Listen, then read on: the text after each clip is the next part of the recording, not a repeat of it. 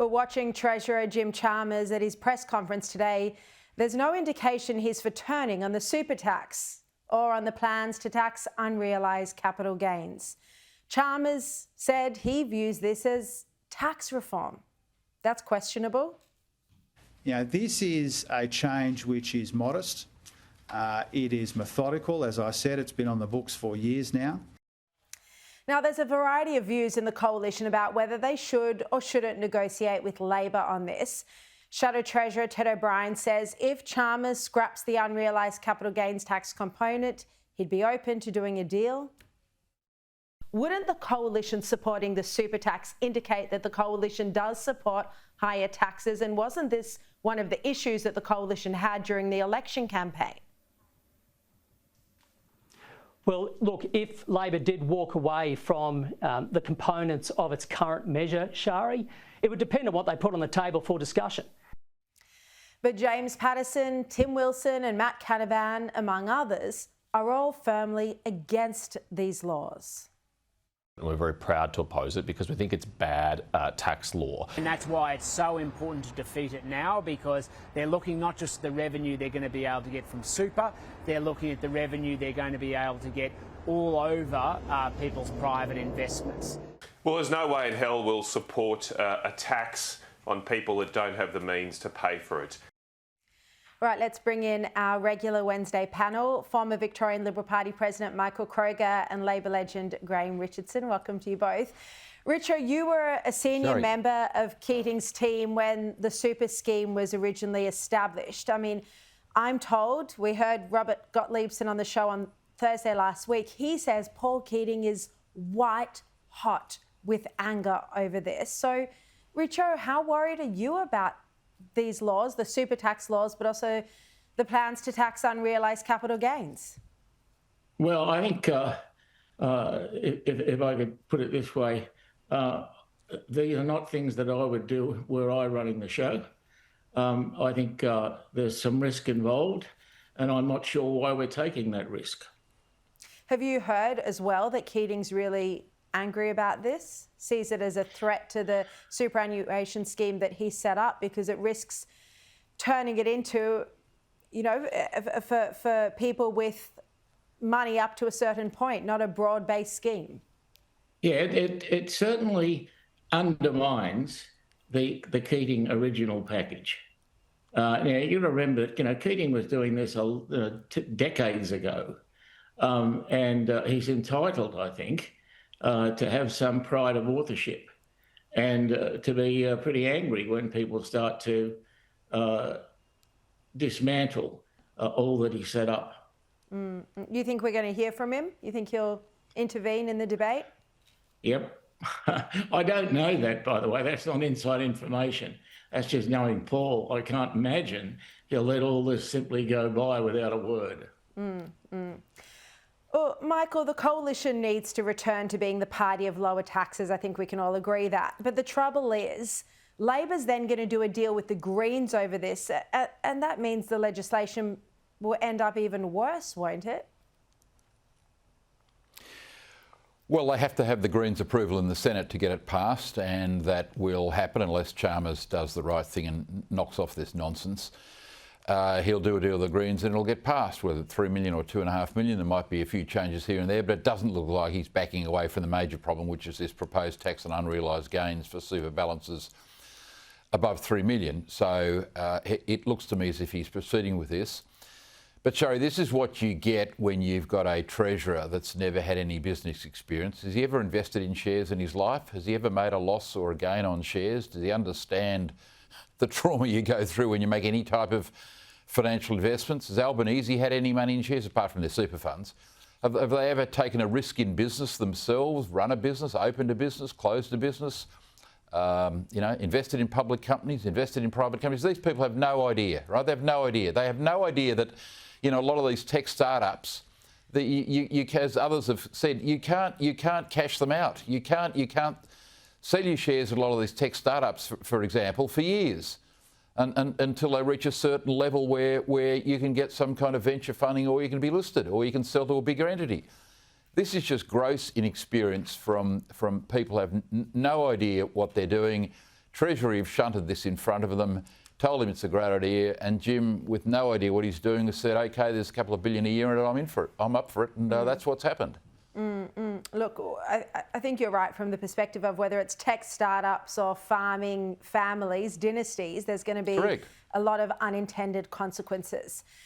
Now, let's have a look at this fascinating research from the IPA. Matthew Cranston in The Australian writes that the federal government's spending on climate change and net zero policies has reached $9 billion a year.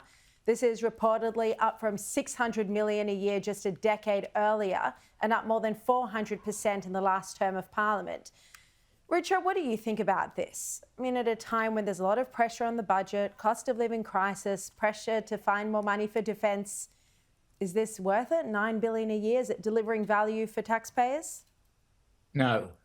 I think we're going overboard on this. I support the principle, but when you look at the practice, you've got to be, I think, sensible enough to keep the spending within bounds. And we're not doing that. I think we're letting this go up and up and up, and it doesn't seem to have a ceiling. If it does, I can't see it. Yeah, and not only that, Michael Kroger, the government seems very far off, in fact, potentially impossible to meet the emissions aspirations. Well, it looks that way from all the commentary, that they're not going to get anywhere near net zero. But look, I think the government's, got to come out and say exactly how we're going to get there in simple terms so the ordinary person can understand this incredibly complex calculation, which relies on technologies not yet invented, by the way. What did anyone think was going to cost this amount of money, given that the biggest emitters in the world and have not signed up to this pledge? The damage it's doing to the Australian economy, the massive increase in electricity prices, generally speaking. And again, run by a guy like Chris Bowen, who's been a disastrous minister during his career.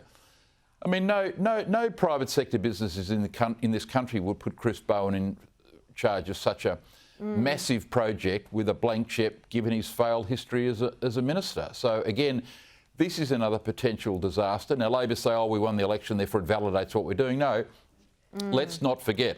This election was won by the Labor Party basically lying about Medicare, lying about nuclear, scaring the living daylights out of people about Donald Trump, etc., etc. Right? They didn't win because everyone endorsed this policy without knowing the amount of money involved, and it's not an endorsement of their tax on unrealised gains either, Sharri. That's a trouble. I agree with you. Chris Bowen is probably one of the worst ministers out of a bad bunch. Now, this was a really... He'd be a good minister in the Whitlam government. You'd put him in the Whitlam government. That's where he belongs, with all those legends. We need some of the sensible, Richo, some of your colleagues, the sensible cabinet under Hawke and Keating. Where are those sort of Labor politicians these days? Well, I guess, we have a centrist premier in Chris Minns, and South Australia as well, centrist Labor premier. Pity they're not in the federal government running the country, though. I want to turn to this story in the Fin Review. This is... Look, there's a lot of things on this topic that are upsetting at the moment, but this is quite outrageous. So Safe Work New South Wales was called in to investigate the anti-Semitism at the University of Sydney. And there was actually a recommendation to launch a full investigation. But, and this is from Julie Hare in the Fin Review, despite their own preliminary report finding that a full investigation would uncover contraventions of law, and that Jewish workers and students experienced anti-Semitism daily while on campus, creating a workplace of fear, anxiousness and retribution. Despite that, they decided not to have an investigation. No reason was given. And by the way, all of this detail was only uncovered through a Freedom of Information request. I mean, Richo, it found that the University of Sydney, and we know this to be true, but here's an official report from an official government agency, finding that the University of Sydney failed to protect Jewish students and staff in the 11 months after the Hamas attack. Again, they need to reconsider the decision not to launch a formal investigation, don't they? I wish they would. I really worry about anti-Semitism, and I don't want to, in any way, shape or form, allow it to fester in this country. It's just got to be stopped, and it's got to be stopped now. Now, unfortunately, you'll always get anti-Semitism. You never have to scratch this far below the surface to find it in this country, and that's a really tragic thing. But that doesn't mean you stop in any way, shape, or form your efforts to suppress it as best you can. We must do everything possible to suppress that anti-Jewish, and I guess it's just a hatred, that a dumb hatred. You know, that there's no intellectual reason for it. It's just dumb. And of course, this was serious failings by the University of Sydney, where the former ABC boss, Mark Scott, is the Vice-Chancellor.